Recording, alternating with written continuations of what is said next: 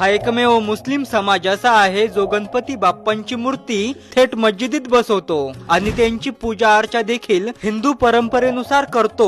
महाराष्ट्रातल्या सांगली गोटखिंडे या गावामध्ये गेल्या 40 वर्षांपासून गणपती बाप्पांच्या मूर्तीला एका मस्जिदीमध्येच विराजमान करण्याची परंपरा आहे।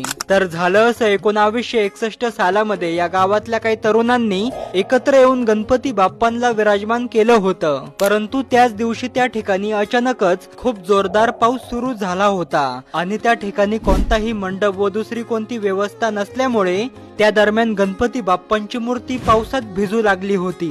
परंतु त्याच वेळी निजाम पठाण आणि त्यांच्या नातेवाईकांनी पावसात भिजणारी गणपतीची मूर्ती जवळच्या मस्जिदीत ठेवा अशी विनंती त्या सर्व गणेश मंडळातल्या लोकांना केली। मग त्या सर्व लोकांनी मिळून गणपती बाप्पांच्या मूर्तीला तिथल्या मस्जिदीमध्ये विराजमान केलं होतं आणि तिथपासून ते आतापर्यंत त्याच मस्जिदीमध्ये गणपती बाप्पांना विराजमान केलं जातं।